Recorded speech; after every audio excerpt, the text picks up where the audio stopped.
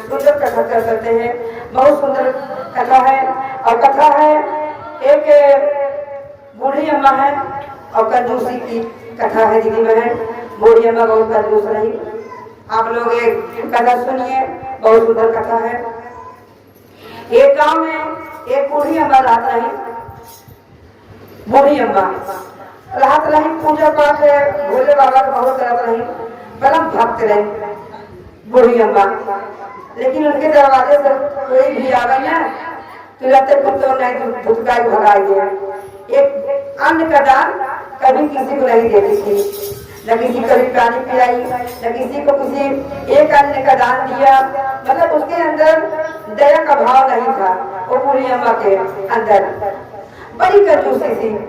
दीदी बहन, किसी की अच्छाई की चर्चा होता है, किसी की बुराई की और किसी की कंजूसी की, लेकिन बूढ़ी अम्मा के कंजूसी की चर्चा दो चार गाँव में फैला रहा।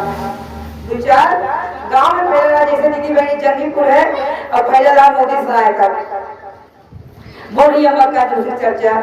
और जहाँ भी कोई भिक्षा लेने आता था ना, तो ये बूढ़ी अम्मा का बात करता था। यहाँ पे हम लोग भिक्षा दान दे रहे हैं, ये बूढ़ी अम्मा के दरवाजे जाएंगे, एक अन्न का पात्र नहीं पाएंगे, कुछ नहीं बूढ़ी अम्मा देगी। दीदी बहन, वहाँ के आरी बगल जितने बच्चे लोग थे, सभी बच्चे लोग कहते थे बूढ़ी अम्मा थोड़ा दान पुण्य कर लो, स्वर्ग में जाओगे। कहा अरे या है दान पुण्य करवावे, हम अपने भोले बाबा को पूजा पाठ करी था, हम न पुण्य जाओ स्वर्ग में जावे। तो बच्चे लोग कहने लगे अरे बूढ़ी अम्मा दान पुण्य ना किए हैं तो स्वर्ग में कहाँ जाइए। तो बूढ़ी अम्मा के मतलब बच्चे लोग कुछ बोलते थे ना, तो बूढ़ी अम्मा उसको डंडा लेकर दे देती थी। तो दीदी बहनी एक दिन नारद भगवान भिक्षा मांगते मांगते मांगते मांगते आ गए। जैसे मोदी सराय बाजार में आ गए भिक्षा मांगते मांगते नारद जी, और घर घर जाके भिक्षा मांग रहे हैं। वहां पे एक औरत थी, अब कहने लगी अरे बाबा हमारे दरबार पे आए हुए हम तो भिक्षा दे रहे हैं, लेकिन जंगीपुर गांव में जाओगे ना, एक बूढ़ी अम्मा है वो आपको एक अन्न का दाना भी नहीं देगी, अपने दरवाजे से तुमको डंडा लेकर खदेड़ेगी। और दीदी बहन, अब बूढ़ी अम्मा जानो कैसे रही, जैसे हमारा अम्मा बूढ़ी अम्मा बैठी है वैसे रही बूढ़ी अम्मा, वो तो नहीं बुजुर्ग रही। अब बूढ़ी अम्मा जैसे नाराज जी है भिक्षा मांगे, अब बूढ़ी अम्मा खदेड़ लिए।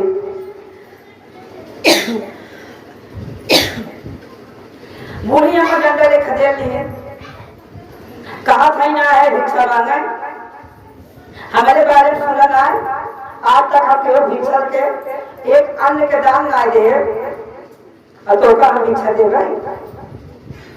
नारद जी दीदी बहनी मन गिराए और मन गिरा चला गया कैलाश को। कैलाश चला गया जहाँ पे हमारे भोले बाबा आसन लगा के बैठे हुए थे। तो भोले बाबा के नारद जी देखे और नारद जी प्रणाम किए भोलेनाथ को हाथ जोड़ के, और भोलेनाथ पूछने लगे और नारद जी बताइए कैसे आना हुआ। फिर नारद जी बताने लगे सारी बात बूढ़ी अम्मा के नारद जी बताए। और नारद जी कहे लगे फले फले गांव में एक आपके बहुत परम भक्त है, आपको पूजा पाठ बहुत करती है, लेकिन दान पुण्य किसी को नहीं देती है। यहाँ तक है किसी भूखों को भोजन भी नहीं कराती और किसी प्यासों को पानी भी नहीं पिलाती। इतनी कंजूसी अम्मा है। भोले बाबा नारद जी के बात में विश्वास नहीं हुआ, नारद जी के बात में विश्वास नहीं हुआ। भोले बाबा अपने आप एक साधु का भेष बनाए और साधु भेष बना के कमंडल हाथ में लिए और झोली लिए और चल दे। भोले बाबा चल दिए, कहाँ आए, यही जंगीपुर गांव में बूढ़ी अम्मा के दरवाजे। बूढ़ी अम्मा दरवाजे आए और जैसे नारद भोले बाबा बूढ़ी अम्मा दरवाजे गए और भिक्षा मांगे लगे। अम्मा भिक्षांत दे। अम्मा भीतर से कहा था बचवा जवन बने रे तो खत्म हो गए। हे बाबा जा दोपहरे आया तो बाबा मन में सोचे लगे चला बूढ़िया में नहीं कारे ना है दोपहर वक्त बुलाए हैं कुछ न कुछ जरूर देंगे। भोले बाबा चला गया। उसी गांव में एक पीपल का पेड़ था वहीं भोले बाबा बैठ के आसन लगा के अपना श्री प्रभुनाथ जी का ध्यान लगाने लगे। जब दोपहर हुआ फिर भोले बाबा सोचने लगे चले भाई भोजन का समय हो गया दोपहरिया हो गया करते हैं बूढ़ी अम्मा दोपहर बुलाई थी कुछ न कुछ जरूर देंगी। भोले बाबा बूढ़ी अम्मा के दरवाजे पहुंच गई। जब पहुंचे फिर आवाज दे रहे हैं भिक्षांत दे। फिर बूढ़ी अम्मा का जवाब देते अरे बाबा थोड़े देर हो गया भाई खाना खाई बसना बात के भाई दे कुछ बात आए अब साझे कहनी साझे कहे ताजा खाना देवे। दीदी बहन फिर भोले बाबा चले गए।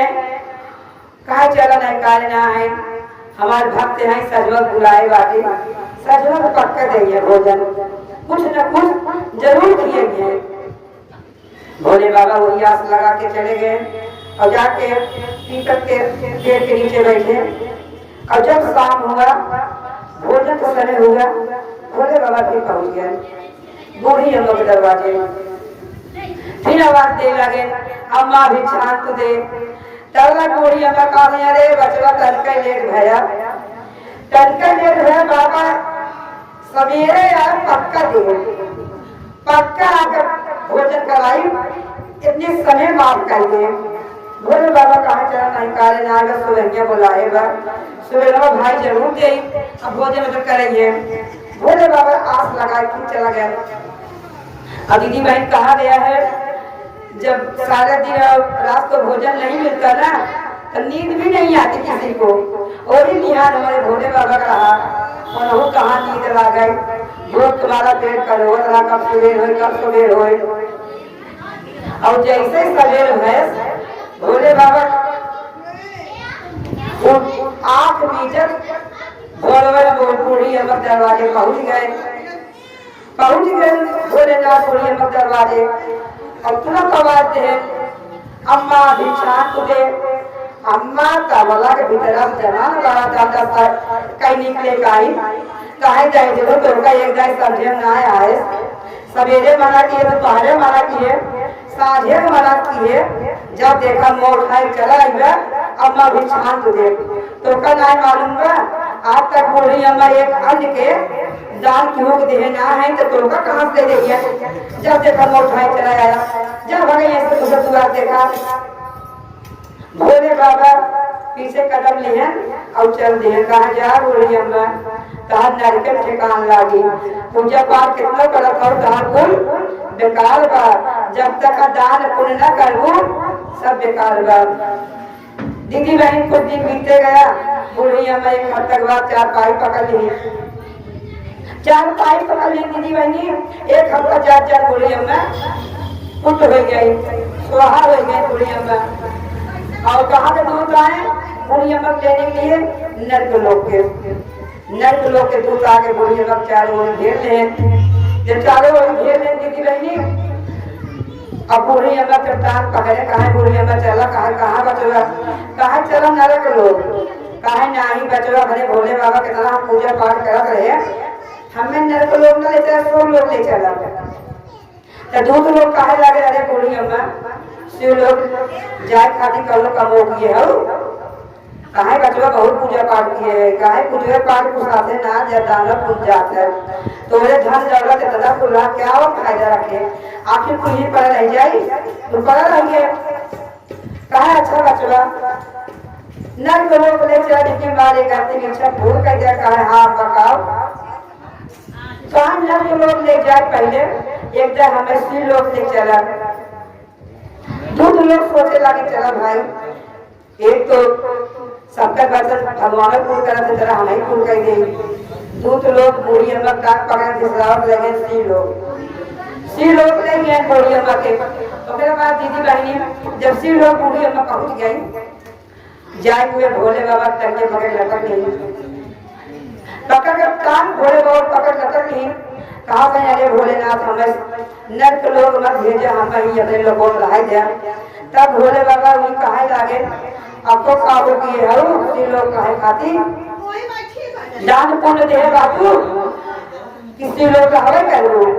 यहाँ तक हम तुम्हारे दरवाजे पे एक बार नहीं, 3 बार नहीं, 4 बार मैंने गया, आप भिक्षा का एक दान भी नहीं दिया और 3-4 बार हमें भगाई लो, डंडा ले खड़े लो, बस हमें चाट कर दो आवा और सिलो खाती। दीदी बहनी बोली अम्मा के हाथ करता वही भूल के भोले बाबा क्षमा मांगे लागे और कहे लागी हे भोलेनाथ सिर्फ हमें 8 दिन खाती समय दे दें और 8 दिन खाती हमें मित्र लोग में भेज दें, उसके बाद हमें बुलाए नहीं, चाहे नर्क लोग दीजिए चाहे स्त्री लोग दीजिए, हमें सब राजी बा। 8 दिन खाती दीदी बहन भोले बाबा बूढ़ी अम्मा के धरती भेजे और जब दान पुण्य ना किए बूढ़ी अम्मा 100 साल में वो दान पुण्य बूढ़ी अम्मा एक हफ्ता पूर्ण कर लिए। दीदी बहन खूब जोरों से दान की पुण्य की भंडारा की कुमारी कन्या शादी ब्याह भी की, जितना धन उनके रहा तो दान पुण्य वो की, धर्मशाला स्कूल बनवाई और 8 दिन बाद पूरा फिर खत्म हो गई। और जब खत्म हो गई शिव लोग से उसका दूध लोग आए और ले गए बूढ़ी अम्मा के शिव लोग दीदी बहन एक बार बोलिए श्री गुरु महाराज की जय। तो दीदी बहन दान पुण्य करने के लिए ना कुछ पाने के लिए तो दान भी करना चाहिए। भोले बाबा की कहे हैं एक हाथे दान दीजिए, एक हाथे दान लीजिए। तो दीदी बहन ये हमारे श्री गुरु का कथा था।